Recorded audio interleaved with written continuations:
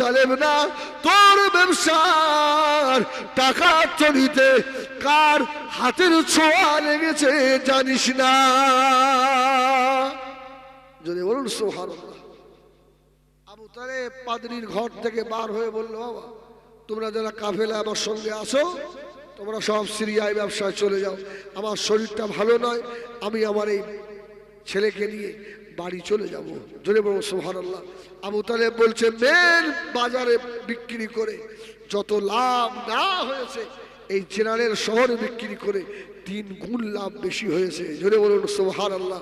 আমি সেই দিন থেকে মুহাম্মদকে খেয়াল করতাম, এক এক সময় এক একটা অলৌকিক জিনিস আমি দেখতে পেতাম। জোরে বলুন সুবহানাল্লাহ। আবু তালেব নবীকে এত ভালোবাসতেন।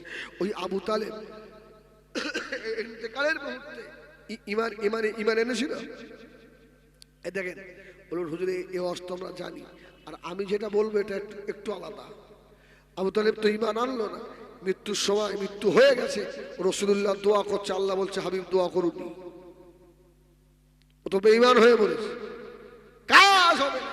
আমার রাসূল চাচা জানের মাথার কাছে বসে গায়ে মাথায় হাত বোলাচ্ছে, চাচা আমার তো বাপ ছিল না, মা ছিল না, আপনি আমাকে কত মহব্বত করেছেন চাচা, আপনার খেয়েছি, আপনার বুকের মধ্যে থাকতাম চাচা।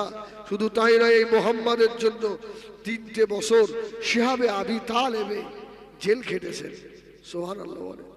চাচা খেতেও পাননি, চাচা প্রস্রাবের মতো না, রক্ত বার হয়েছে প্রস্রাবের দাঁত দিয়ে। চাচা খাওয়া পাননি, গাছের পাতা খেয়েছিলেন। আমি মুহাম্মদ আমার জন্য, জোরে বলুন সুবহানাল্লাহ।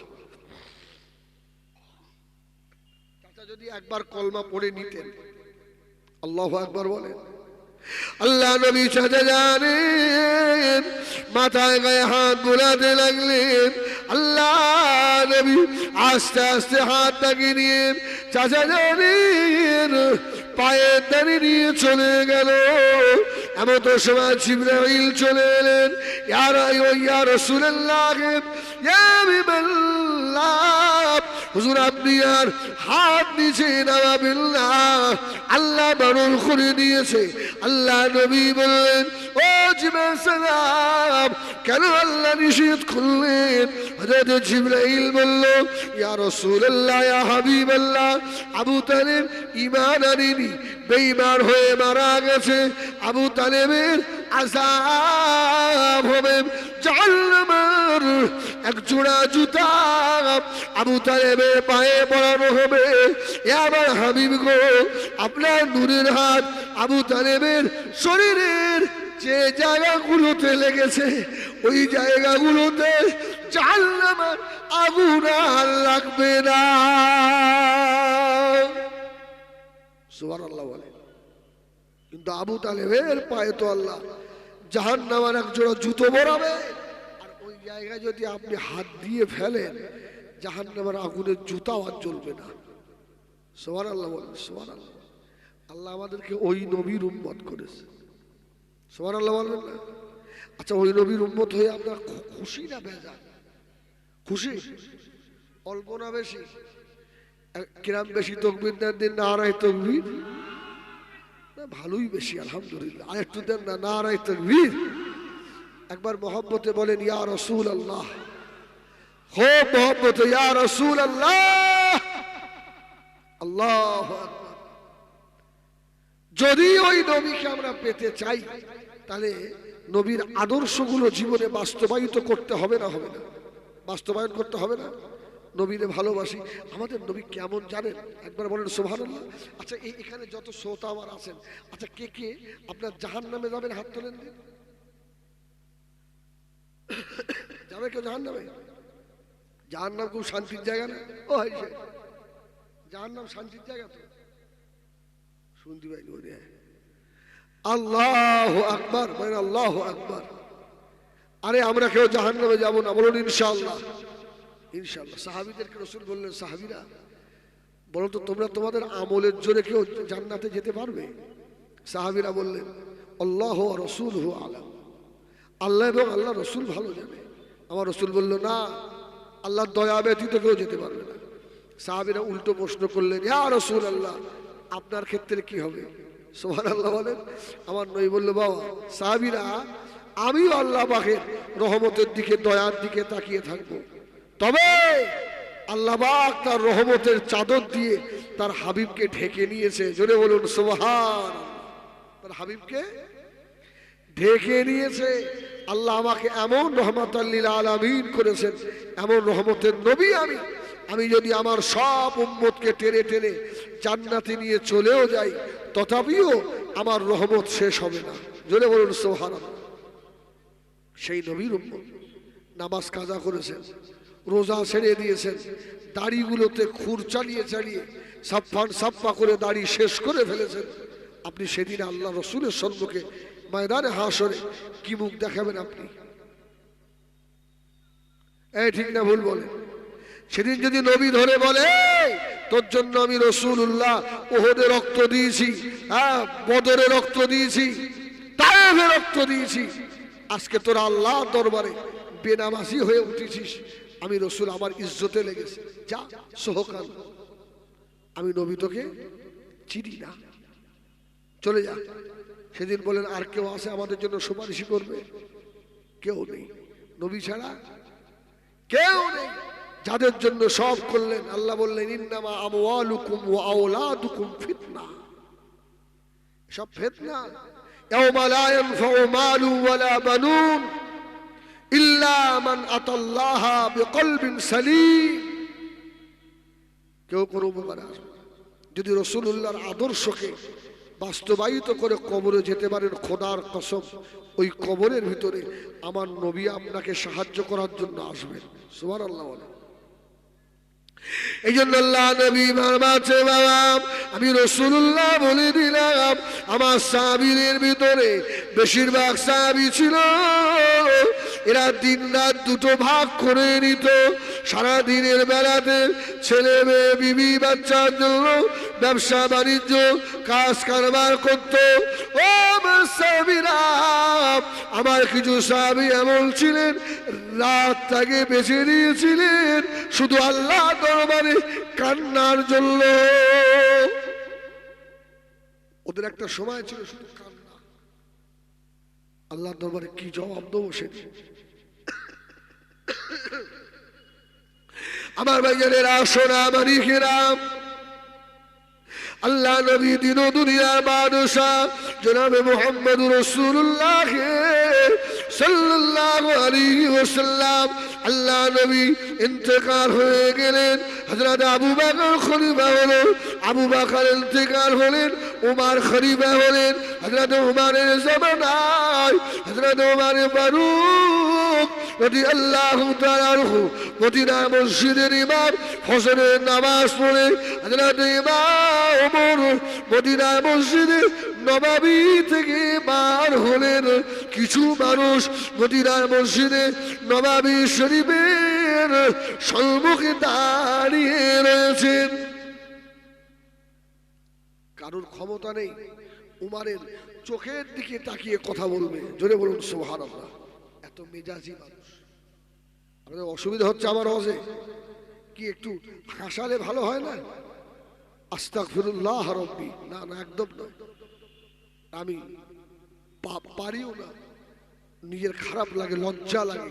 আর লজ্জার জন্য নয়, আমার পীর আল্লামা কালিমুল্লাহ হুজুর বলতেন, কোচি ওই জায়গাটায় যখন বসবে ওটা তখন স্টেজ নয়, ওটা মেম্বারে রাসূলুল্লাহ। এটা মেম্বার, এই মেম্বারটা কার? রাসূলুল্লাহর মেম্বার। ওতে মানে কথা খুব সাবধানে হিসাব করে বলা লাগবে। হযরত ওমর বার হয়েছে, একজন মানুষ দাঁড়িয়ে বলছে, আমিরুল মুমিনিন একটা প্রস্তাব নিয়ে এসেছিলাম। তো হুজুর বলছে, কি? সব মাথায় বলছে, হুজুর আমাদের দেশের খলিফা নেই, একটা খলিফা ঠিক করে দেবেন। তোমরা এসছো কোথা থেকে? বলছে, আমরা সিরিয়া থেকে এসছি, হিমস নগর থেকে এসছি, একটা খলিফা আমাদের ঠিক করে দেন। তোমার বললে আজকে হবে না, আগামীকাল ফজরের নামাজের পরে কথা হবে। হযরত ওমর খেল্লাত বলে আমোদ করেছিলেন। হযরত ওমর ফারুক রাদিয়াল্লাহু তাআলা আনহুর নামে কোরআন শরীফে কম বেশি 19 জায়গায় কোরআনের আয়াত আল্লাহ নাযিল করে দিয়েছেন। বাবা ভাইজানেরা, ইতিহাসবিদরা লিখেছেন আল্লাহ নবী মদিনার মসজিদে নববী থেকে নামাজ পড়ে বার হয়ে মদিনা শরীফের রাস্তা দিয়ে আল্লাহ নবী যেতে লাগলেন। কিছু রাস্তা যাওয়ার পরে আল্লাহ নবীর নজরে পড়ে গেল একজন মেয়ে ছেলে রাস্তার ধারে দাঁড়িয়ে দাঁড়িয়ে তপ বাজিয়ে বাজিয়ে গান করছে। তপ বোঝেন? তপ তপ কেমন? আপনাদের এই হাড়োয়ার আব্বাস আলী রহমাতুল্লাহ আলাইহির দরবারে সন্দল ওঠে না? আমি একবার দেখেছি ভাই, তো ওখানে গিয়ে দেখিনি, দাওয়াত থেকে বাড়ি যাচ্ছিলাম এই রাস্তায়, ওরে সর্বনাশ, ঠাকুর ভেলায় আর কি ডান্স করে, কি তার থেকেও বেশি ডান্স করে ওরা সন্দল তুলে। আস্তাগফিরুল্লাহ রাব্বি। যাই হোক, ওরা ঢোল ঢোল বাজায় না। এই তপটা যেমন ঢোলের দুই দিকে চামড়া দিয়ে আটকানো আর তপের একদিকে আটকানো, একদিকে খোলা, তপ বাজাচ্ছে। মেয়েটার এত সুন্দর গলার এলহান কণ্ঠ, আল্লাহ রসুলকে দাঁড়িয়ে পড়েছে। জোরে বলুন সুবহানাল্লাহ।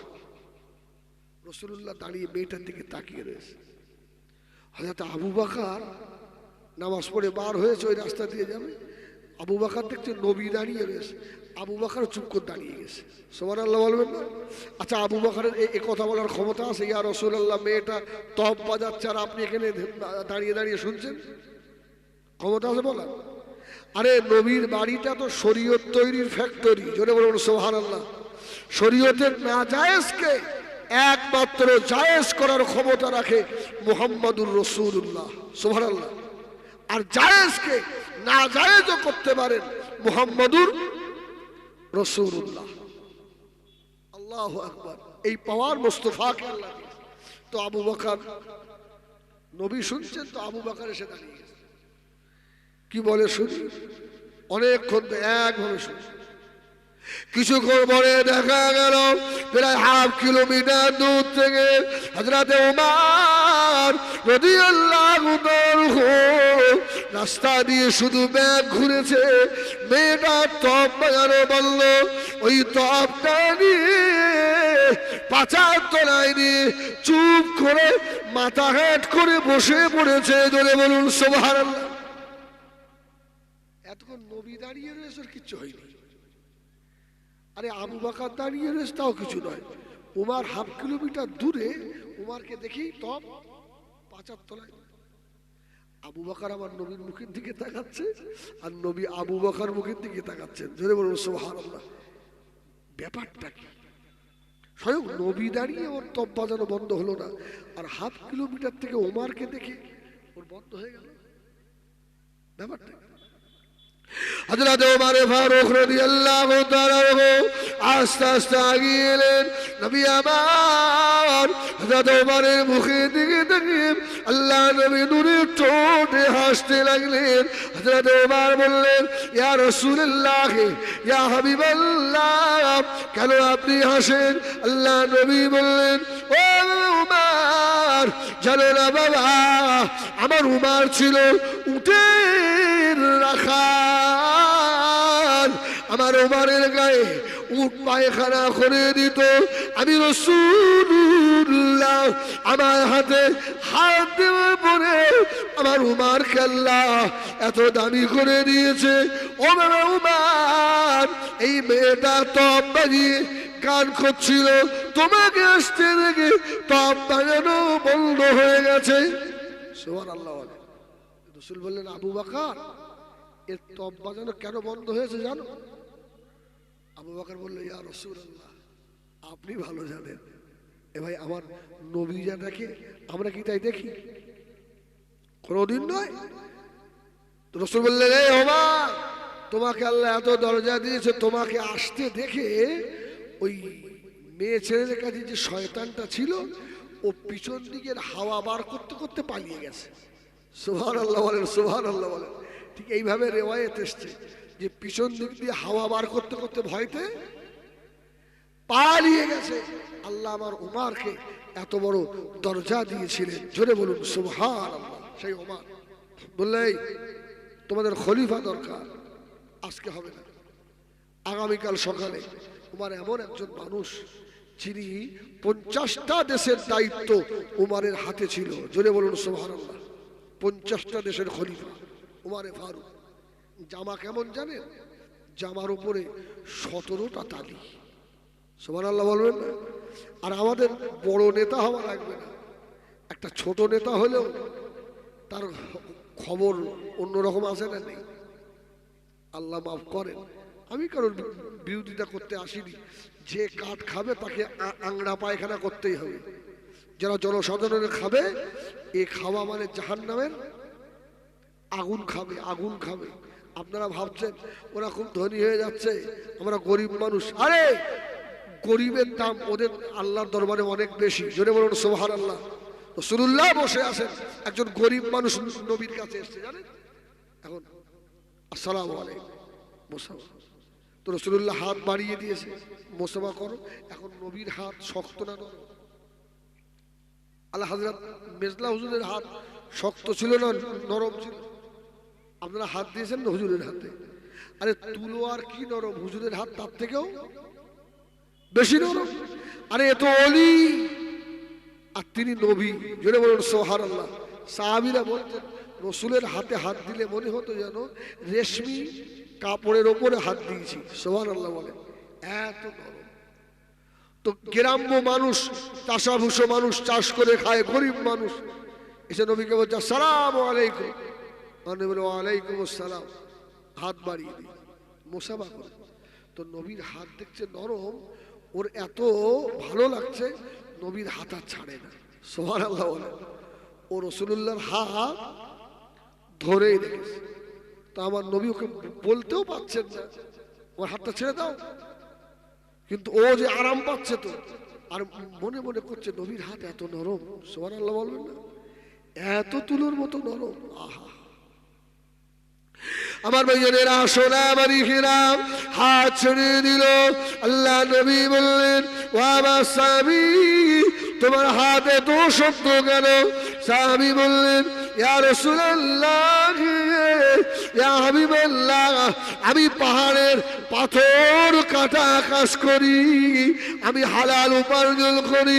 আল্লাহর নবী ওই গরিব সাহাবী হাতটা ধরে নিয়ে আল্লাহ নবী নূরে ঠোঁটে হাতের চুমা খেয়ে নিলেন। সাহাবী অবাক, আরে আমার এই হাতে রাসূলুল্লাহ চুমা দেয়? রাসূল বললে তুমি গরিব হতে পারো, পাহাড়ের পাথর ভাঙা কাজ করে খেতে পারো, তুমি যে হালাল রুজি উপার্জন করো, তোমার এই হাতটা মুহাম্মদুর রাসূলুল্লাহর চুমা খাওয়ার উপযুক্ত হয়ে গেছে। এজন্য যারা হালাল উপার্জন করে, এই হালালের দাম বেশি না কম? আরে রাসূলুল্লাহ বলতেন আল্লাহুম্মা আহিনি মিসকিনা অমিতিনি মিসকিনা অশরনি ফি সুমরাতিল মাসাকিনা ইয়াউমাল কিয়ামা। আল্লাহ আমার হাসরটা যেন গরিবের সঙ্গে হয়, জোরে বলুন সুবহানাল্লাহ। হারাম খেয়ে বড় লোক হওয়ার দরকার নেই, ওরা যারা লোকের টাকা মেরে খায় জাহান্নামের আগুন খায়। আর ওমর খলিফা দেখেন 17টা তালি। পরের দিন ফজরের আযান হয়ে গেল। হযরত ওমর ফারুক রাদিয়াল্লাহু তাআলা আনহু ফজরের নামাজের পরে আল্লাহ নবী সাহাবীদের বললেন, এ নবী বাকির সাহাবীরা সব বসে যাও বাবা, আমি ওমর হিমস নগরের খলিফা ঠিক করব বাবা। সকলেই বসে গেল। আল্লাহ নবীর ধনী ধনী সাহাবী, পয়সাওয়ালা সাহাবী, শিক্ষিত সাহাবীরা মনে মনে করে হযরত ওমর যদি হিমসের খলিফা আমাকে বানিয়ে দেন। নেতা হওয়ার শখ থাকে না? নেতা হব। তোমার নামাজ আদায় করে প্রথম কাতারে, দ্বিতীয় কাতারে, তৃতীয় কাতারে ঢুকলেন, কত শিক্ষিত সাহাবী কাউকে খলিফা করলেন না। একেবারে শেষের কাতারে গিয়ে দেখছে একজন রাসূলুল্লাহর একদম গরীব সাহাবী ছেঁড়া করা জামা গায়ে দিয়ে মসজিদে নববীর কোণে বসে হাত দুটো তুলে ঝরঝর করে কাঁদছে, আল্লাহুম্মা আজরিনা মিনান নার, আল্লাহুম্মা আজরিনা মিনান নার। এই কান্না দেখে হযরত ওমর আস্তে আস্তে গিয়ে ওই গরীব সাহাবীর মাথার উপরে হাত দিয়েছে। বলুন সুবহানাল্লাহ। গরীব সাহাবীটা মাথা উঁচু করে বলছে, আয় আমিরুল মুমিনিন, কি খবর? বলছে, বাবা এই সাঈদ ইবনে ওমর, আমি ওমর ঠিক করেছি তোমাকে হিমসের গভর্নর বানাবো। জোরে বলুন সুবহানাল্লাহ। হুজুর বলল, দেখো ওমর মাফ করেন, আমি খলিফা হব না। জোরে বলুন সুবহানাল্লাহ। আমি আল্লাহকে ভয় করি, আমার কবরে কি হবে, আমি হাসরে আল্লাহ দরবারে কি জবাব দেব, এই চিন্তায় আমি পেরেশান, অতএব আমি হব না। ওমর বলল, তোমাকেই হতে হবে। সুবহানাল্লাহ বলে। আমি ওমর যেমন ওপরটা দেখি, ওপরটা চিনি, ভেতরটাও চিনি। জোরে বলুন সুবহানাল্লাহ। তুমি খলিফা। আল্লাহ নবী সাহাবী ওমর বলে দিলেন, ও ভাই সাঈদ ইবনে ওমর চলে যান, বিবি সাহেবাকে নিয়ে আর হিমসে চলে যান। আল্লাহ নবী সাহাবী গরীব সাহাবী বিবিকে সঙ্গে করে নিয়ে হিমস নগরে বার হয়ে গেলেন। ও ভাইজানেরা, আল্লাহ ইমাম সাউজি লেখেন, কিছু রাস্তা যাওয়ার পরে আল্লাহ নবী সাহাবী সাঈদ ইবনে ওমরের বিবির প্যারালাইসিস হয়ে গেল। প্যারালাইস হয়ে গেছে, হাতও তুলতে পারে না, পাও তুলতে পারে না। এই সর্বনাশ করেছে। এই উপরে কিছু দেওয়া নেই, মানুষ তাহলে বসতেই পারবে না।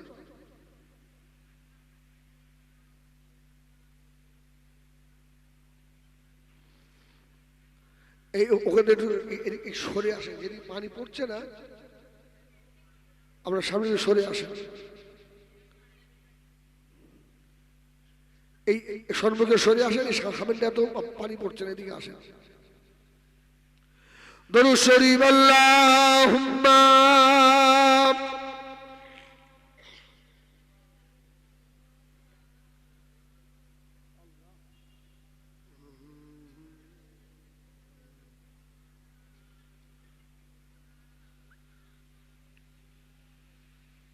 এই পানি হওয়াতে আপনারা কি দুঃখিত নাকি? হ্যাঁ, আল্লাহ তো এই পানির ওসিলায় আজকে মাহফিল তো কবুলও করে নিতে পারে। ইসলামের প্রথম যে যুদ্ধ হয়েছিল, ওই যুদ্ধের নাম কি? হ্যাঁ, বদরের যুদ্ধ। এই বদরের যুদ্ধে আল্লাহ পানি দিয়ে বদরের যুদ্ধের সাহাবীদেরকে আল্লাহ দ্বীনকে জয়ী করিয়েছিলেন। জোরে বলুন সুবহানাল্লাহ। আবু জাহেলের দলের লোকেরা কি করলো জানেন? আবু জাহেলের দলের লোকেরা ভালো জায়গা দখল করলো, আর নবী সাহাবীদের বালি মাটির জায়গা দিল। এখন বলেন, বালি মাটিতে যদি কেউ দৌড়ায় পা স্লিপ হবে না? হবে না? পা স্লিপ হবে। আর এঁটেল মাটিতে পা স্লিপ হয় না। আমার রাসূলের দোয়া করছে, আল্লাহ ওদের সৈন্য বেশি, ওদের উট বেশি, ঘোড়া বেশি, তলোয়ার বেশি, ঢাল বেশি। আল্লাহ আমার সাহাবীদের মাত্র 313 জন। আল্লাহ আমার সাহাবীদের ভিতরে মাত্র 70টা উট আর 2টো ঘোড়া। আল্লাহ ঢাল তলোয়ার বেশি নেই। আজকে যদি আমরা হেরে যাই তো কলমায়ে লা ইলাহা ইল্লাল্লাহ মুহাম্মাদুর রাসূলুল্লাহ এই দাওয়াত দেওয়ার কেউ থাকবে না। আল্লাহ আমার সাহাবীদের পায়ের তলার যে মাটি, এটাও ভালো নয়, স্লিপ বালি মাটি। আল্লাহ আমার সাহাবীদের পায়ের তলাটাকে শক্ত করে দেন। জোরে বলো সুবহানাল্লাহ। ভাই পীর সাহেব হুজুর আলহামদুলিল্লাহ এসে গেছে। তাকবীর দেন, নারায়ে তাকবীর, নারায়ে তাকবীর। জনাব পীর সাহেব হুজুর কিবলা আওলাদে মুসাদ্দিদুজ জামান আহলে সুন্নাত ওয়াল জামাআত, নারায়ে তাকবীর। আমার দিকে ফিরে, অসুবিধা হচ্ছে আপনাদের? আমি আর আধা ঘন্টা মতো আছি ইনশাআল্লাহ। শোনেন তো, আল্লাহ নবীর দোয়া কবুল করে এত পানি দিলেন। এখন বলেন পানি হলে মানে এঁটেল মাটি শক্ত হবে না স্লিপ হবে? শক্ত হয়ে যাবে না, স্লিপ হবে। আর বালি মাটির উপরে যদি পানি পড়ে শক্ত হবে। এই পানি দিয়ে আল্লাহ সাহাবীদের বদরের যুদ্ধে জয়ী করিয়েছিলেন। জোরে বলুন সুবহানাল্লাহ। আজকে আপনাদের এই হাদিপুরের বক্তব্যের জলসার মাহফিলে এই যে পানি হচ্ছে, মানে এটা বিশ্বাস করেন পানিটা আল্লাহ পাকের দয়া, এটা একটা রহমত। অনেকে দেখবেন বাড়িতে বসে বসে ভুল মন্তব্য করছে, নিয়ত ভালো নয় বুঝিস, এতদিন ঠিক ছিল, জলসার দিনটা পানি হলো, তার মানে এদের নিয়ত ভালো নয়। আসলে ওদের ভুল ধারণা। আরে জলসায় মাহফিলে বিশাল লোক হওয়ার দরকার নেই, লোক কম হোক, জলসাটা যেন আল্লাহর দরবারে কবুলিয়াতের জায়গায় যায়। ঠিক কিনা ভুল বলেন? তারই তো কামিয়াবি। যাই হোক, বাদ দেন। আমি যে কথা বলছিলাম, তো রসুল বললেন যাও। উনি বিবিকে নিয়ে যাচ্ছে, বিবির প্যারালাইজ হয়ে গেছে। এখন বলেন এটা মুসিবত না মুসিবত নয়? এখন মুসিবতে এলে এলে কি পড়বেন? হ্যাঁ, আল্লাহ বা কোরআনে জানালেন ইযা আসাবাতুহুম মুসিবা ক্বালু ইন্না লিল্লাহি ওয়া ইন্না ইলাইহি রাজিউন। ইযা আসাবাতুহুম মুসিবা, যখন তোমাদের উপরে মুসিবত আসবে, ক্বালু, তোমরা তখন বেশি বেশি পড়বে ইন্না লিল্লাহি ওয়া ইন্না ইলাইহি রাজিউন। তো মুসিবত এসে গেল।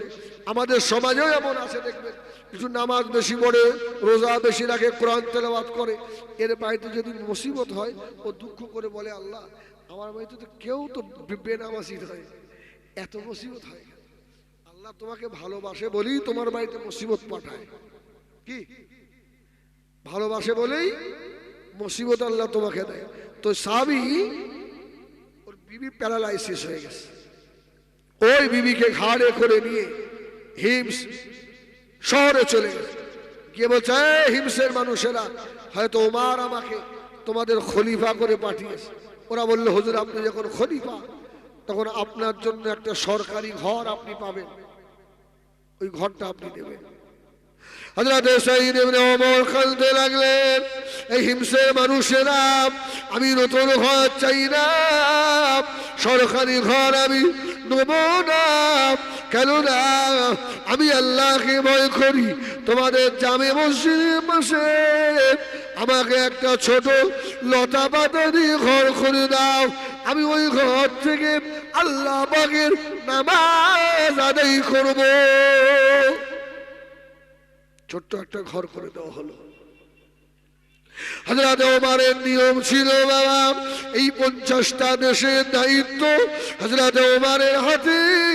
হযরত ওমরে ফারুক রাদিয়াল্লাহু তাআলা বছরে একবার করে সব দেশে গিয়ে হাজির হতেন, আর দেশবাসীকে ডেকে বলতেন তোমাদের খলিফার দোষ ত্রুটিগুলো বলো, তা নয়তো খলিফা চেঞ্জ করে দেবো। হিমস শহরে গিয়ে বললে, মিটিং ডেকে বললো তোমাদের যে খলিফা দিয়েছি নতুন সাঈদ ইবনে ওমর, এর কোনো দোষ ত্রুটি আছে?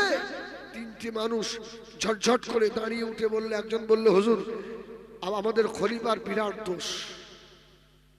ওমর রাদিয়াল্লাহু তাআলা তাকিয়ে বললেন, এই সাঈদ ইবনে ওমর কি বলছে ওরা? সাঈদ বলল হুজুর আপনি আমার দোষটা কি জিজ্ঞেস করেন। সুবহানাল্লাহ বলেন। ওরা যখন অভিযোগ নিয়ে এসছে ওদেরকে জিজ্ঞাসা করে। ওমর বললে 1 নম্বরকে জিজ্ঞেস করলে আমার খলিফার দোষ কি? ওই সময় বলেছিল ওমর আমাদের খলিফার নিয়ম হলো প্রতিদিন সকাল 6টায় অফিসে আসার কথা, আমাদের খলিফা প্রতিদিন 2 ঘন্টা দেরি করে 8টার সময় অফিসে আসে। এর জবাব দিতে বলেন। হযরত ওমর তাকিয়ে বললেন, ভাই সাঈদ ইবনে ওমর আপনি কি প্রতিদিন দেরি করেন? হুজুর বলল, হ্যাঁ আমার দেরি হয়ে যায়। কেন দেরি করেন আপনি? সাইদ ইবনে আমর ঝরঝর করে কেঁদে বলেছিলেন, ও হযরতে ওমর, আমার খলিফার পদ দরকার নাই, এই খলিফার আসল দরকার নাই, তবে শুনে রাখো আল্লাহর নবী একটা সুন্নাত আমি ওমর, সাইদ ইবনে ওমর আমার জীবন থাকতে ছেড়ে দেব না। জোরে বলুন সুবহানাল্লাহ। ওমর বলছে, এর সঙ্গে আবার সুন্নতের আবার যোগ কিসের? সাইদ ইবনে ওমর বলল, শোনে খলিফাতুল মুসলিমিন ওমর, যেদিন আপনি আমাকে এই হিমসের খলিফা বানিয়েছেন, প্রতিমধ্যে আস্তে আস্তে আমার বিবি প্যারালাইসিস হয়ে গেছে, অথপ্য হয়ে গেছে। আমি ফজরের নামাজ পড়ি, আল্লাহর কোরআন তেলাওয়াত করি, আমার বিবির কাপড়গুলো সাফ করি। জোরে বলুন সুবহানাল্লাহ। আমার বিবিকে নিজে হাতে গোসল করাই, নিজে রান্না করে বিবি যে গালে তুলে খাবে এটাও তার ক্ষমতা নেই, আমি গালে তুলে তুলে খাওয়াই। জোরে বলুন সুবহানাল্লাহ। ওমর আপনি বলেন, বিবির হাতের কাজ করে দেওয়া এটা রাসূলুল্লাহর সুন্নাত না সুন্নাত নয়? সুবহানাল্লাহ বলেন। হযরত ওমরের দুটো চোখ দিয়ে টপ টপ টপ টপ করে পানি পড়ছে। জোরে বলুন সুবহানাল্লাহ। ভাই সাহেব, আমি তোমাকে তো এই জন্যই খলিফা বানিয়েছি। হযরত সাইদ ইবনে আমর বললেন, ওমর ও খলিফাতুল মুসলিমিন, আপনি জানেন আল্লাহর নবী আম্মা জানের ঘরগুলো সাফ করে দিতেন। আম্মা জান হযরতে আয়েশা সিদ্দিকা রাদিয়াল্লাহু তাআলা আনহা বারবাচ্ছেন, আল্লাহ নবী আসরের নামাজ পড়ে মদিনার মসজিদে নববী থেকে বার হতেন, বার হয়ে এসে দেখতেন আমি আয়েশা রাত্রিরে রান্নার জন্য তরকারি করছি। আল্লাহ নবী এসে বললেন, ও বিবি আয়েশা, আমি রাসূলুল্লাহ কি তোমার তরকারি একটু কুটে দেবো নাকি? সুবহানাল্লাহ বলে। বিশ্ব নবী, আল্লাহর পরে যে নবীর মর্যাদা। আমাদের আয়েশা বলছে, আমি ছোট মানুষ তো, এবার আমার আম্মাজানের বিয়ে হয়েছিল নবীর সঙ্গে আপনার কত বছর বয়সে? 6 3 বছর বাবার বাড়ি ছিলেন, 9 বছর বয়সে আমার নবীর সংসার করতে এসেছিল। জোরে বলুন সুবহানাল্লাহ। আচ্ছা, একটা 9 বছরের মেয়ের বুদ্ধি কম হবে না বেশি? খুব পাকা বুদ্ধি হবে, হালকা মানুষ না। আমি এই কথায় এই হাদিসটা অনেক জায়গায় বলেছি, আপনাদেরও শোনাই। আমার মা বোন যারা আছেন আপনারাও শোনেন। অনেক বাড়িতে দেখবেন মেয়ের সংসারে অশান্তি হয়, অনেক বাবা মা আসে মেয়েকে আরো ফুলিয়ে দেয়। কি জামাই তোকে যদি মারে না, তুইও ঝাঁটাতে মারবি। অনেক মা বাবা আসে উল্টো শেখায়, তোর গায়ে হাত দিলে শুধু একটা ফোন করবি, জামাইয়ের কি করতে হয় করে দেবো। এমন আসে না? আসে না? আল্লাহু আকবার। এই আমার নবী সংসারে আম্মাজান আয়েশা যাবে, কত বাচ্চা মানুষ দেখেন, আর কত হিকমত আল্লাহ আম্মাজানকে দিয়েছিলেন। তো এখন মেয়ে যদি শ্বশুর বাড়ি চলে যায়, সব থেকে বলেন দিন বেশি কষ্ট হয় কার? বাপের। আপনাদের মেয়ে যায়নি শ্বশুর বাড়ি, কি কষ্ট হয়নি? কষ্ট হয়, বাপের বেশি হয়। কেন? মেয়ে তো বেশি বাপ পেয়ারই হয়। তো আবু বকর চিন্তা করছে, আমার ছোট মেয়ে আর নবীর সংসারে যাবে, যদি রাসূলের সঙ্গে বেয়াদবি করে ফেলে, খুব চিন্তিত হয়ে আছে। আবু বকর বাজার থেকে এসছে, আম্মাজান আয়েশার মা বলছে, দেখেন আমাদের মেয়ে আয়েশা তো নবীর বাড়িতে আজকে সংসার করতে যাবে, কিন্তু আয়েশা একটা ঝোলা ব্যাগ হাতে ধরে রেখেছে, ওই ব্যাগের মধ্যে যে কি আছে আয়েশা কাউকে দেখাচ্ছে না। জোরে বলুন সুবহানাল্লাহ। আপনি দেখেন না ওর ব্যাগটার মধ্যে কি আছে?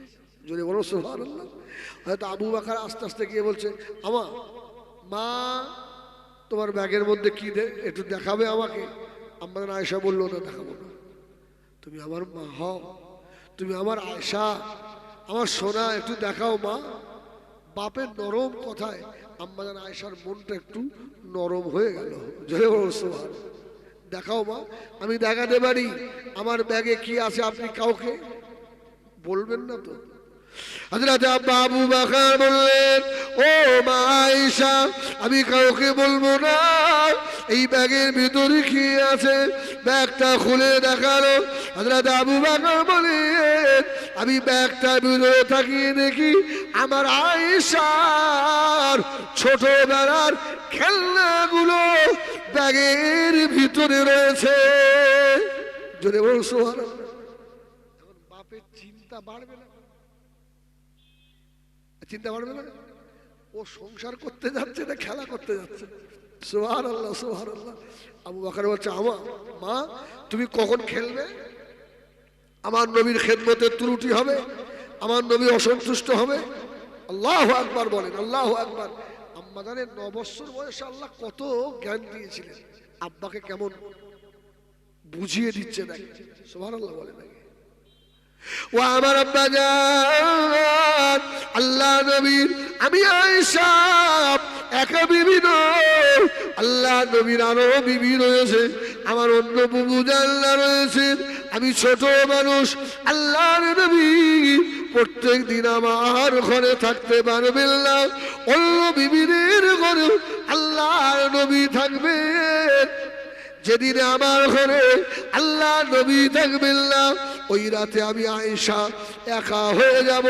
আল্লাহ একা বসে থাকলে আল্লাহ নবী সম্পর্কে যদি বিরূপ মন্তব্য শয়তান আমাকে ধোঁকা দেয়, আর ভিতরে যদি তৈরি হয় যে রাত্রিরে আল্লাহ নবী আমার কাছে থাকবেন না, আমি আয়েশা ওই রাত্রিরে এই মালা খোলা নিয়ে খেলা করব।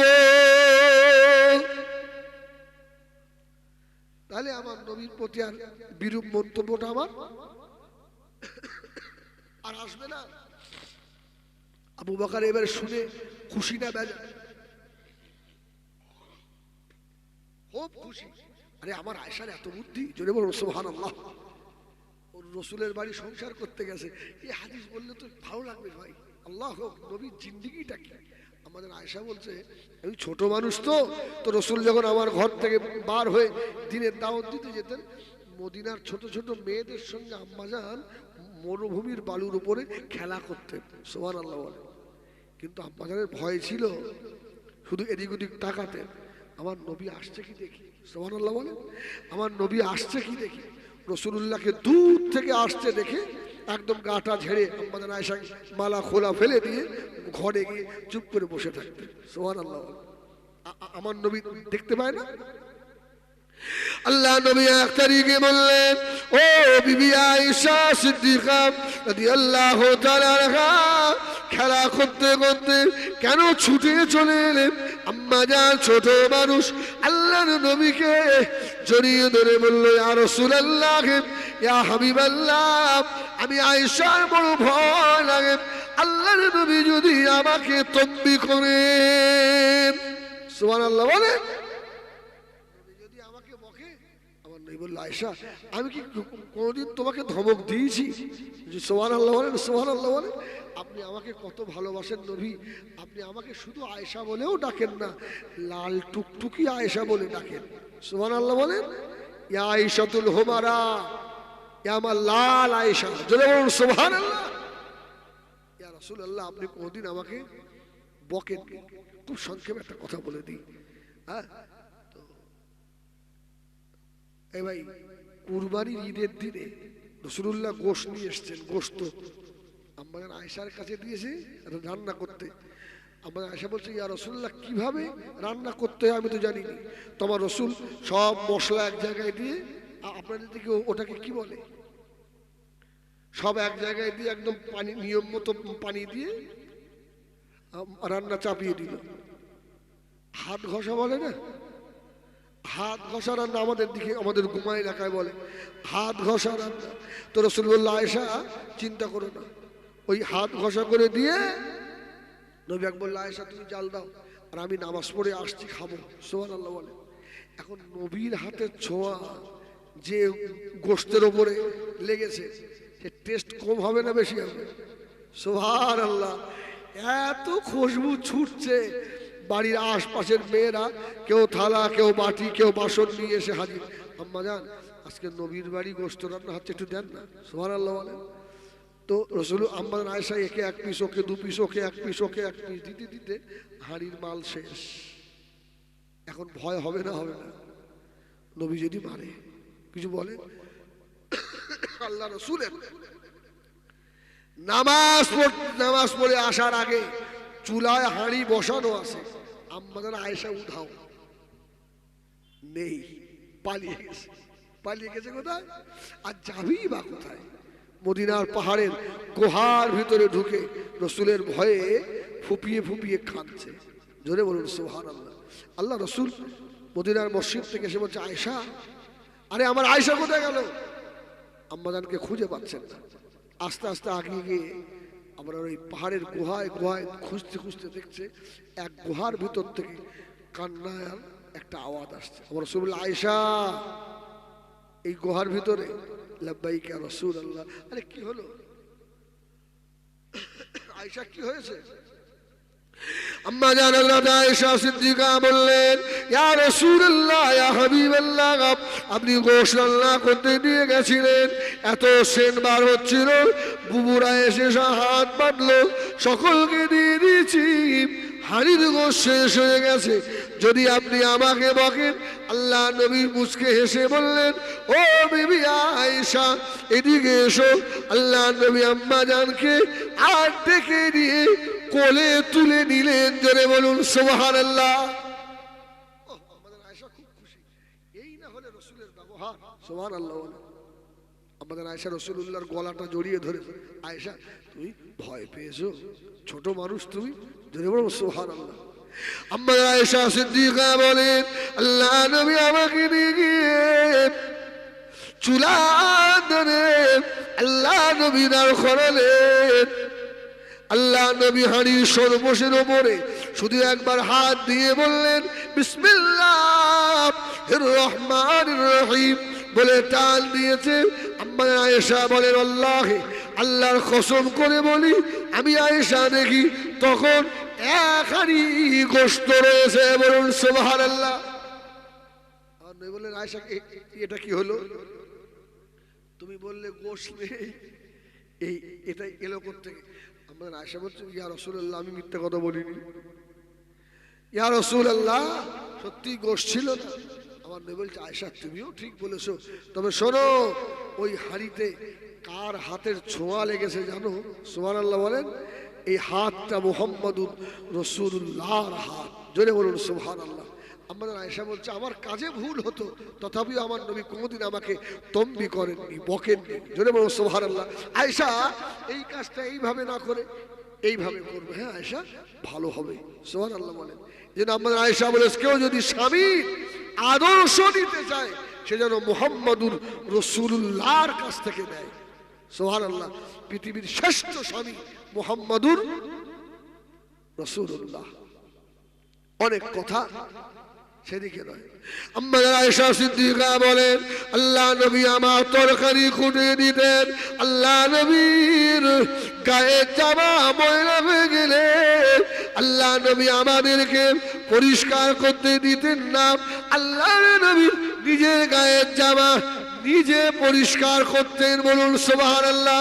আম্মা আয়েশা বলেন, আল্লাহ নবীর গায়ের জামা ছিঁড়ে গেলে আল্লাহ নবী নিজে হাতে সেলাই করতেন। সুবহানাল্লাহ। শুধু জামা সেলাই নয়, আমাদের বলছে, আমার রসুলের যদি জুতো ছিঁড়ে যেত, আমার রসুল নিজে নিজের জুতোটাকেও সেলাই করতেন। সুবহানাল্লাহ বলেন। এই তো বিশ্ব নবী। আমাদের আয়েশা বলছে, আমার ঘর ঝাড়ু দেওয়া হয়নি, আমার রসুল এসে আমার ঘরটাকে ঝাড়ু দিয়ে দিয়েছে। সুবহানাল্লাহ বলেন। আমি আয়েশা চুলায় জাল দিচ্ছি, অন্য কাজে ব্যস্ত হয়ে গেছি, চুলার আগুনটা ওপরে উঠে গেছে। আমি আয়েশা এসে দেখছি আমার বিশ্ব নবী আমার চুলোর কাছে বসে আমার রান্নায় রাসূলুল্লাহ সহযোগিতা করছে, চুলায় জাল দিচ্ছে। যদি বলুন সুবহানাল্লাহ। আমরা দিয়ে দিই, আপনাকেও দেন, একটু দেবে, আর মনে মনে করবেন এই কাজটা করলে একটা সুন্নাত আদায় হবে। বিবির হাতের একটু কাজ আগিয়ে দেবো তো রাসূলের একটা সুন্নাত আদায় হবে। সাইদ ইবনে ওমর বলল, হুজুর আমার বিবি অসুস্থ, তো বিবির হাতের কাজ করে দেওয়া সুন্নাত, ওই কাজটা করতে গিয়েই আমার 2 ঘন্টা দেরি হয়ে যায়। হয়তো ওমর ঝরঝর করে কাঁদছেন, ভাই তুমি আমার নবীর সুন্নতকে এত এত কঠিন ভাবে মানো। সাইদ ইবনে ওমর বললেন, জীবন চলে যাবে আমার নবীর সুন্নত থেকে 100 আমি দূরে সরে যাব না। জোরে বলুন সুবহানাল্লাহ। তোমার এই খলিফার পদ আমি চাইনি, হটাও। এতো 2 দিনের খলিফা, আর যেখানে আমাকে আবাদান জিন্দেগি থাকা লাগবে। সুবহানাল্লাহ বলেন, সুবহানাল্লাহ বলেন। দ্বিতীয় ব্যক্তিকে বললে, তোমার খবর কি, বলো তোমার অভিযোগ কি? দ্বিতীয় ব্যক্তি দাঁড়িয়ে বলল, ওমর ও খলিফাতুল মুসলিমিন, আমাদের খলিফা ভালো, সব ঠিক আছে, সারাদিন আমাদের নিয়ে কাজ করে, তবে খলিফা ঈশার নামাজের পর থেকে আর কারোর সঙ্গে কথা বলে না। আমরা অনেক সময় দেখি ওই ঘরের ভিতরে বসে আল্লাহ ভয়ে হাউমাউ করে কাঁদে, ধুলোর উপরে গড়াগড়ি খায়, হাওমাও করে কাঁদে। হযরত ওমর কাঁদতে লাগলেন, ও সাইদ ইবনে ওমর, কেন তুমি কাঁদো? ঈশার পরে কেন দেশের কাজ করো না? হযরত সাইদ ইবনে ওমর বললেন, ও হযরত ওমর, আপনি কি জানেন না আল্লাহ নবী ঈশার পরে আর কারো সঙ্গে কথা বলতে ভালোবাসতেন না? জোরে বলুন সুবহানাল্লাহ। রাসূল আম্মাজানদের বলতেন, তোমাদের যদি দরকারি কথা থাকে তোমরা আগে মিটিয়ে নাও, ঈশার পরে কথা হবে না। সুবহানাল্লাহ। রাত্রির খানাটা রাসূলুল্লাহ মাগরিবের পরে ঈশার আগে খেয়ে নিতেন, আর ঈশা পরে রাসূলুল্লাহ এসে তাড়াতাড়ি শুয়ে পড়তেন। কেন? ফাতাহাজ্জাত বিহি নাফিলাতাল লাক, তাহাজ্জুদ পড়তে হবে তো। রাসূলুল্লাহ দাঁড়িয়ে পড়তেন। রাসূলুল্লাহর বালিশের ধারে 2টো জিনিস থাকতো, নাম জানেন কেউ?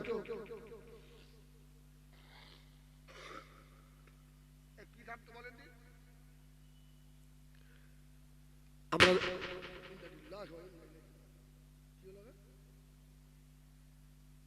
কি হলো?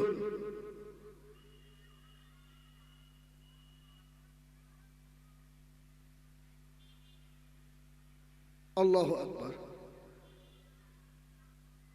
কি হলো বলতে?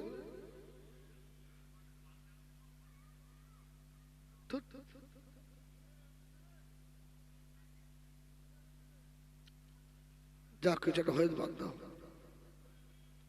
আমার তো জাহান ভাই চমকে গিয়ে বলেন, আল্লাহ আল্লাহ মাফ করে। আচ্ছা আচ্ছা বলেন, একটুকুনি আওয়াজে যদি আমার মতো মৌলভী সাহেব চমকে যায়, আর যদি কিয়ামতের আওয়াজ হবে তখন কি হবে? আল্লাহ বলে, আমাদের ইমানের পাওয়ার ওইরকম জোর। ইস, সে অবস্থা সব ভুল হয়ে যাচ্ছে। আর এখন তো ভয় লাগে কেউ যদি বোম টোম ধরে। হ্যাঁ, এই তো মানে ভাঙড়ে একটা জায়গায় সভা হচ্ছি, ওদিকে দুমদাম পড়তে, আমি তো শুনতে পাইনি। আমার ড্রাইভার বলছে, হুজুর লোকসভা ছিঁড়ে বেরোচ্ছে। আমি তো জানি না।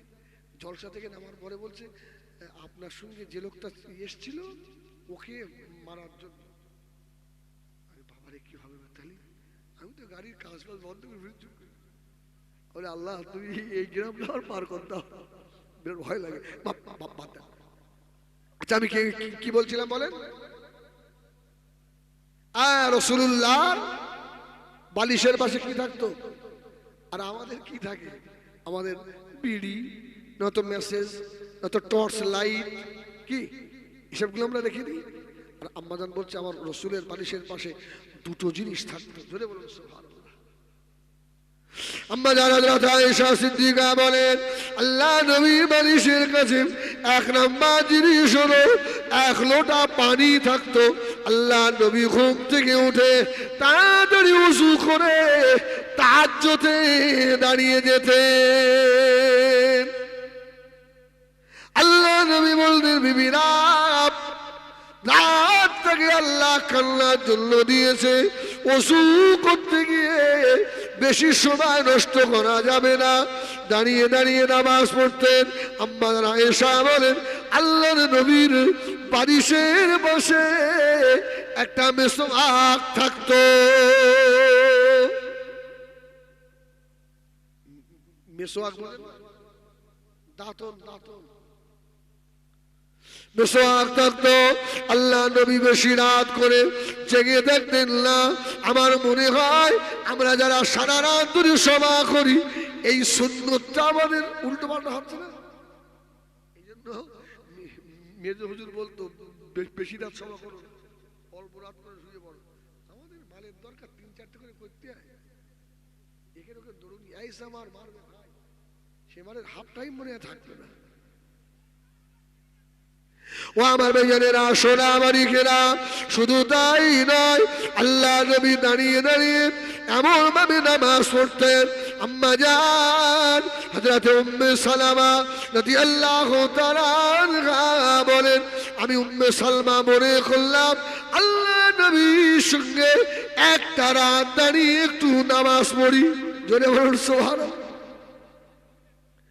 আম্মাদার উম্মে সালমা বলেন আল্লাহ নবী প্রথম রাকাতে সূরা ফাতিহার পরে সূরা বাকারা ধরলেন।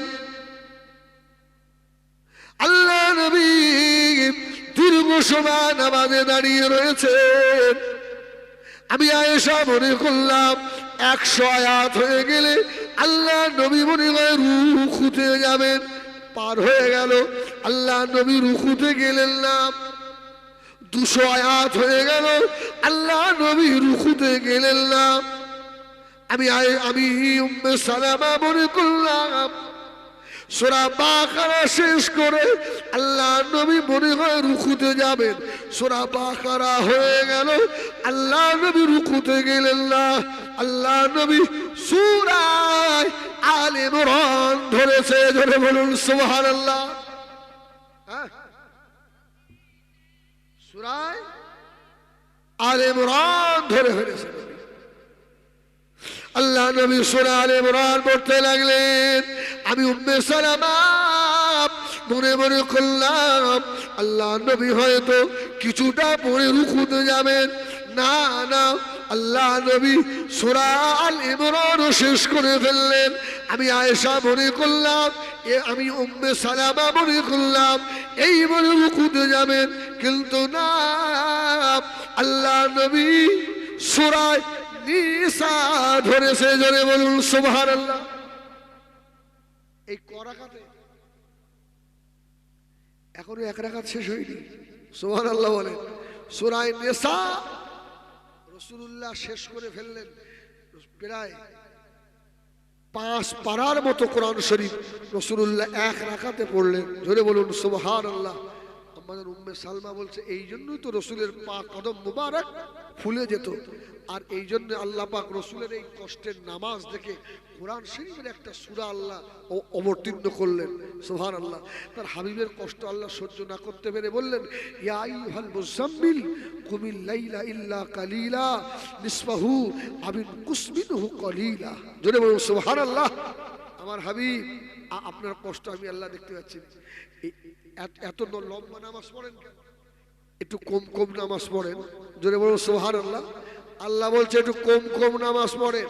আপনি এত কষ্ট করে দাঁড়িয়ে থাকেন, আপনার কদম দুটো আমার হাবিব ফুলে যায়, আমি আল্লাহ আমার কষ্ট হয়। জোরে বলুন সুবহানাল্লাহ। আর আমাদের নামাজের মহব্বত আছে। আল্লাহ নবী দিন দুনিয়ার বাদশাহ জনাবে মুহাম্মদুর রাসূলুল্লাহ সাল্লাল্লাহু আলাইহি ওয়াসাল্লামের পাক বিবি আম্মা জান হযরত আয়েশা সিদ্দিকা রাদিয়াল্লাহু তাআলা বলেন আল্লাহ নবী এশা নামাজের পরে আমি আয়েশার ঘরে আল্লাহ নবী ঢুকে বললেন এক কম্বলের ভিতরে আল্লাহ নবীকে নিয়ে আমি আয়েশা শুয়ে পড়লাম। আমি ছোট মানুষ ঘুমিয়ে পড়েছি। আল্লাহ নবী কখন আমি আয়েশার কম্বল থেকে আল্লাহ নবী পার হয়ে চলে গিয়েছে আমি আয়েশা বুঝতে পারি না। জোরে বলুন সুবহানাল্লাহ। নবী পাকের কত খেয়াল রাখতেন বিবিদের দিকে। আরে আমি যদি হুটপাট করে উঠি আমার আয়েশার ঘুম ভেঙে যাবে, সুবহানাল্লাহ, আমার আয়েশার কষ্ট হবে। আর আমাদের সমাজে কিছু বেয়াদব আছে দেখবেন, কোনো কাজ কাম নেই, তাস খেলে খেলে রাত 12টা 1টা বাজে, তারপরে বিবিকে গিয়ে দুমদাম পিটোয়। এমন লোক কিছু আছে না? নেই? মদ খেয়ে গেঁজা খেয়ে রাত পার করে। না না, এই রাসূলুল্লাহ বললেন আমার কাছে 3টে জিনিস প্রিয়, as-সালাত, আন-নিসা, আত-তিব। নামাজ, আমার স্ত্রী আর খুশবু, এই 3টে আমার কাছে বেশি প্রিয়। জোরে বলুন সুবহানাল্লাহ। আমার আয়েশা বললেন রাসূল যে কখন আমার পাশ থেকে উঠে গেছে আমি বুঝতে পারিনি। আমি আয়েশার ঘুম ভেঙে গেল, আল্লাহ নবীকে পাশে পেলাম না। আমি আয়েশা চিন্তা হতে লাগলো, আল্লাহর নবীকে কোন বেঈমান বেদিন তুলে নিয়ে গিয়ে শহীদ করে দিল নাকি।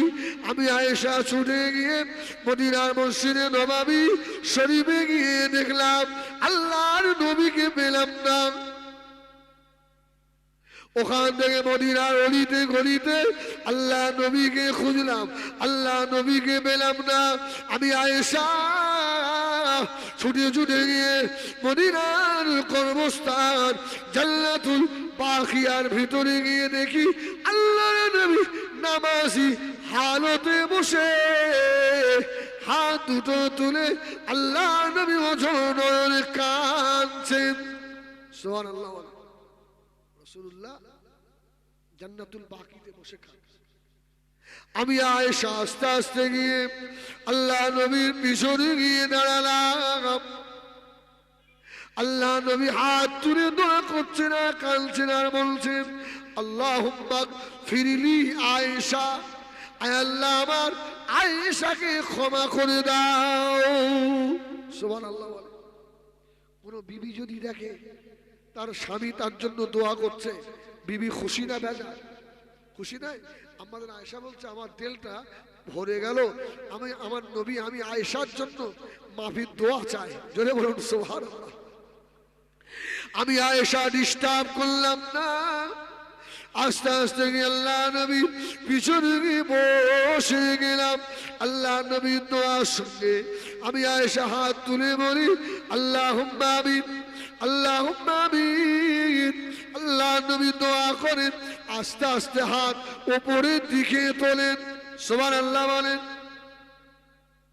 আমাদের আয়েশা বলছে রাসূলুল্লাহ দোয়া করতে করতে হাত উপরের দিকে এত উপরে তুলেছে রাসূলুল্লাহর বগল মোবারক দেখা যাচ্ছে। জোরে বলুন সুবহানাল্লাহ। রাসূলুল্লাহ হাত তুলে তখনও বলছেন আল্লাহুম্মা গফিরলি আয়েশা, আয় আল্লাহ আমার আয়েশাকে ক্ষমা করে দাও। সুবহানাল্লাহ। আমাদের আয়েশা পিছনে, আমাদের আয়েশা বলছেন রাসূলুল্লাহ মস্তে হালত হয়ে গেছে, আমি দেখছি আমার রাসূল যেন বেহুশ হয়ে যাবেন আর আস্তে আস্তে আল্লাহ রাসূল যেন পিছন দিকে হেলে যাচ্ছেন। আমি আয়েশা আমার নবীকে ধরে ফেললাম। জোরে বলুন সুবহানাল্লাহ। আমার নবী পিছন দিকে তাকিয়ে বলল আয়েশা তুমি বাচ্চি মানুষ আর তুমি এখানে এসছো কখন? জোরে বলুন সুবহানাল্লাহ। আমাদের আয়েশা আল্লাহ নবীকে জড়িয়ে ধরলেন, ইয়া রাসূলুল্লাহ, ইয়া হাবিবাল্লাহ, আমি আপনি আমার পাশে ঘুমাচ্ছিলেন, যখন পেলাম না মদিনার মসজিদে দেখলাম, রাস্তায় দেখলাম, কোথাও যখন পেলাম না মসজিদে নববী থেকে বার হয়ে জান্নাতুল বাকিতে কাঁদছেন। আমি আয়েশার জন্য দোয়া করছিলেন, আমি পিছনে দাঁড়িয়ে দোয়ায় শামিল হয়েছিলাম। আল্লাহ নবী বললেন ও বিবি আয়েশা, আমি তোমার জন্য দোয়া করেছি, সমস্ত বিবিদের জন্য দোয়া করি, একটা করে রাত আমি নির্দিষ্ট করে রেখেছি। জোরে বলুন সুবহানাল্লাহ।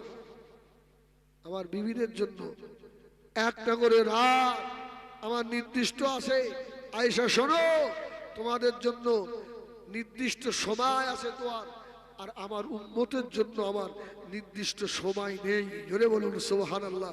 আমার যখনই মনে হয় আমি রাসূলুল্লাহ আমার উম্মতের জন্য তখনই কাঁদি। জোরে বলুন সুবহানাল্লাহ। তোমাদের জন্য তো একটা দিন ধার্য করে রেখেছি, উম্মতের জন্য তেমন দিন নেই। হযরত বেলাল বলেন আমি ফজরের আযান দিয়ে আল্লাহ রাসূলের ঘরে এসে দেখছি আমার নবী পাক সাল্লাল্লাহু আলাইহি ওয়াসাল্লাম তখনও সেজদায় পড়ে কাঁদছেন। জোরে বলুন সুবহানাল্লাহ।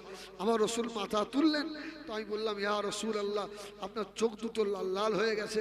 আল্লাহ নবী বললেন, বেলাল, আজকে এশা পড়ে এসে সেই থেকে আমার ঘুম হয় না, আমার উম্মতের কথা মনে মনে পড়লো, সারা রাত আমার উম্মতের জন্য আমি কাঁদছি। জোরে বলুন সুবহানাল্লাহ।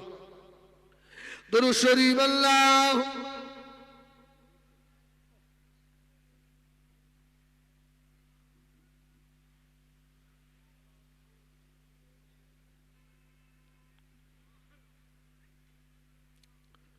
আমার ভাইয়ের তকবীর দেন, নারায়ে তাকবীর। আরে হুজুর আসছে না, অসুবিধা কি? আল্লাহু আকবার। আর একটু জোরে বলেন নারায়ে তাকবীর, নারায়ে তাকবীর। সিলসিলায়ে হক মুসাদ্দিদুস জামান বিশ্ব নবী দিবস, নারায়ে তাকবীর।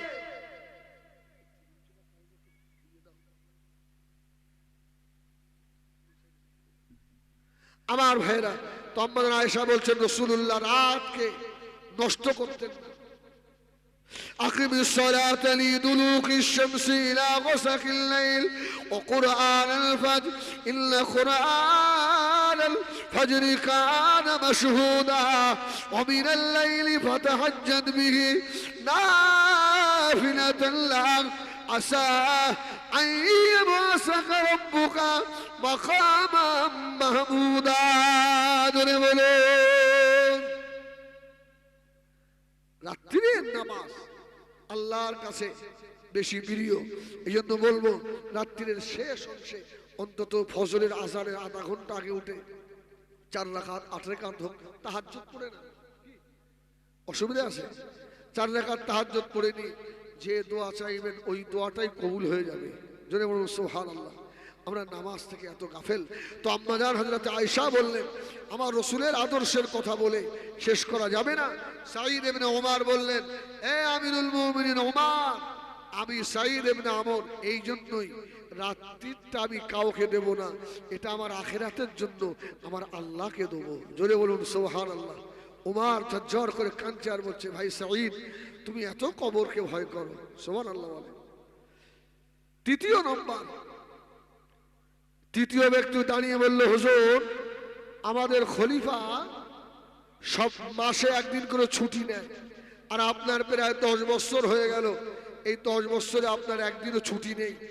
তো হুজুর বললে, সাঈদ, তুমি মাসে একটা করে ছুটি নাও কেন? হ্যাঁ, তোমার নামে এত অভিযোগ।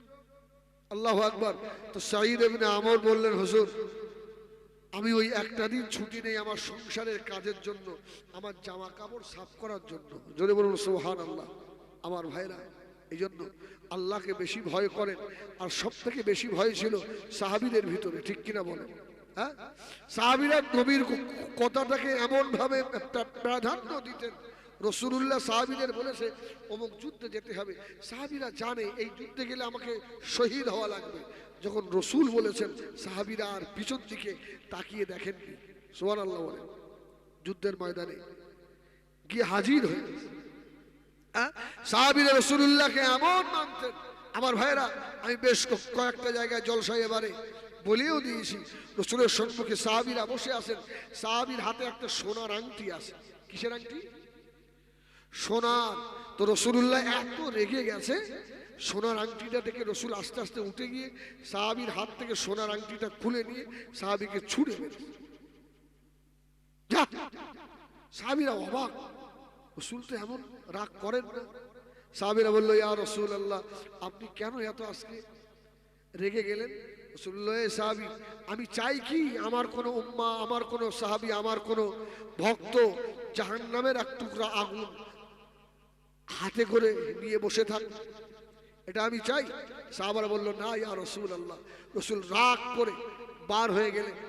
ইতিমধ্যে অন্যান্য সাহাবীরা যার হাতের আংটিটা রাসূলুল্লাহ ছুঁড়ে ফেললেন, অন্য সাহাবীরা বলছে, এবার আংটিটা নিয়ে আয়, যা, আংটিটা সোনার আংটি তো অনেক দাম, যা কুড়িয়ে নিয়ে আয়। যার হাতের আংটি রাসূলুল্লাহ ছুঁড়ে ফেলেছে, ও বলছে, ওই আংটিটার জীবনে হাত দেবো না। জোরে বলো সুবহানাল্লাহ। আরে রসুল যখন আমার হাত থেকে আংটিটা খুলে নিয়ে ফেলে দিয়েছে, আমি রসুলকে এইরকম মানি, ওই আংটিতে আর জীবনে হাত লাগাবো না। তো সাহাবীরা বলছে আচ্ছা তোর জন্য নয়, সোনা ব্যবহার করা পুরুষের জন্য হারাম, কিন্তু ওই সোনাটা বিক্রি করে তুই তো অন্য কোনো সংসারের কাজ করতে পারবি, ওটা তুলে নে। বলছে ওই রকম কাজ আমার দরকার নেই, রসুল যখন হাত থেকে ছুঁড়ে ফেলে দিয়েছে ওটা আর হাতই দেবো না। সুবহানাল্লাহ। সাহাবীরা রসুলকে এমন অনুসরণ করতেন। আমার ভাইরা, রসুল্লাহ নামাজ পড়াচ্ছেন, হ্যাঁ, রসুলের পায়ে ছিল জুতো। আচ্ছা জুতো পায়ে দিয়ে নামাজ হয়? হয়? হাদিস শরীফে এসেছে হয়। রসুল্লাহ জুতো পায়ে দিয়ে নামাজ পড়াচ্ছেন, তো ফেরেশতা জিবরিল এসে বলছে ইয়া রাসূলুল্লাহ, আপনার জুতোর তলায় ময়লা লেগে আছে, নোংরা লেগে আছে। আমার নবী কি করলেন? জুতোটা খুলে বাম পা দিয়ে একটু সরিয়ে দিলেন, যত মুক্তাদি ছিল সব জুতো খুলে ফেলেছে। নারায়ে তাকবীর, নারায়ে তাকবীর, সিলসিলায়ে হক মুসাদ্দিদুজ জামান।